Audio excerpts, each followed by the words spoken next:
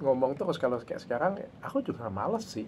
Ya maksudnya aku sudah buat karya. Kalau kalian masih bisa digiring opini yang seperti itu punya, ya bukan salah aku.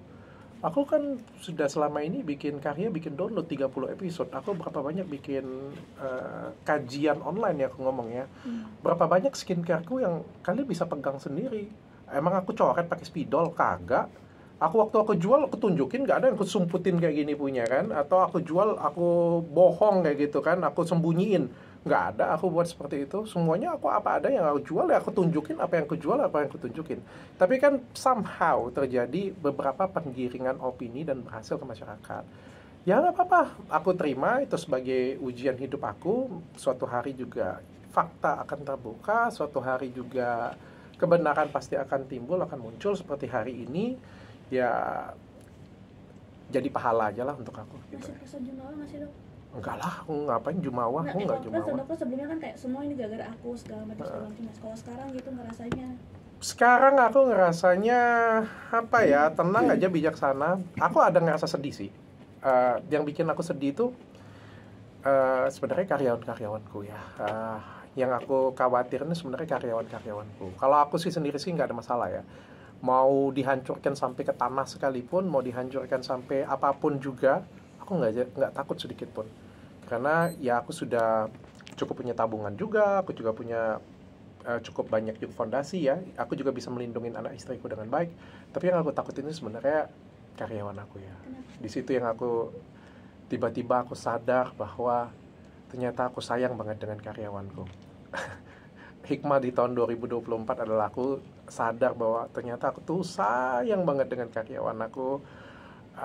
Waktu meeting tahunan kemarin di bulan Desember, aku ngelihat karyawanku masing-masing satu-satu maju, nangis mereka ngerasa sedih. Mereka tuh ngerasa sedih tuh karena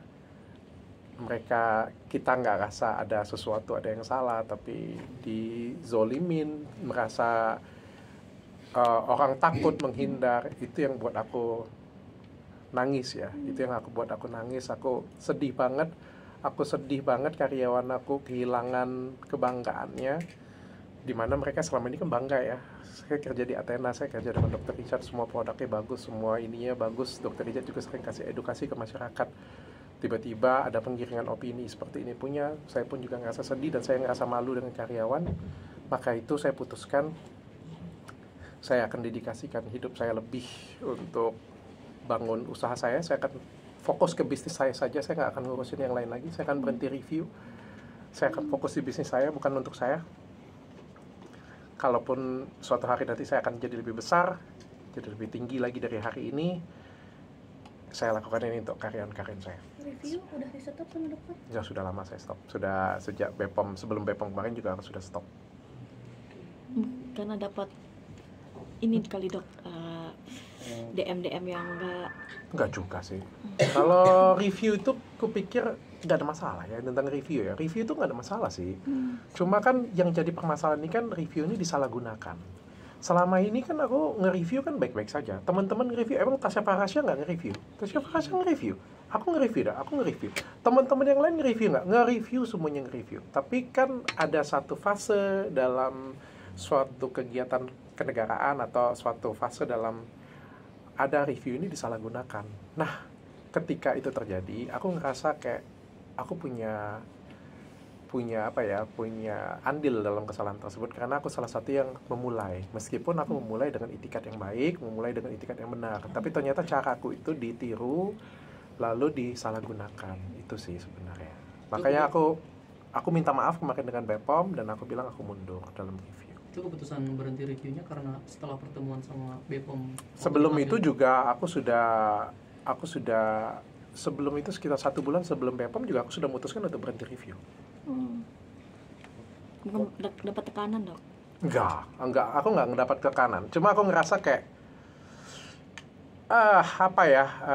ternyata, ngerti nggak sih kalian kalau misalnya kalian suatu hari nanti bikin suatu ide dan ide kalian tuh sudah bagus, bisa edukasi masyarakat, bisa bermanfaat untuk masyarakat, tapi ternyata ide itu tuh bisa dikembangkan lagi dan bisa menjadi bahaya. Itu sih yang buat aku salah satu penyesalan.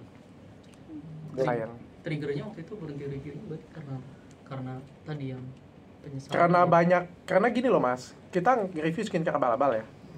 Terus ternyata yang jualan skincare abal-abal nge-review juga. Mas, saya tuh nge-review skincare abal-abal, ngasih edukasi untuk ini loh skincare abal-abal kayak gini loh. Tapi ada satu fase, ini fasenya luar biasa banget. Ketika fase itu berbalik, ketika akunya diserang penggiringan opini dan suatu simbol itu hancur, maka ada simbol baru nih. Simbol baru ini membuat, saya sebut aja ya, ada beberapa selebgram yang jualan skincare abal-abal, bukan dokter, nge-review, padahal dia dulu jualan, dia nge-review, kagak beres, terus dipuji-puji orang pula, dipuji-puji orang baik, dipuji-puji orang. Nah, saya bilang ini dunia sudah kebalik nih kan. Sepertinya saya nggak ikut-ikutan lagi deh, saya bilang. Ya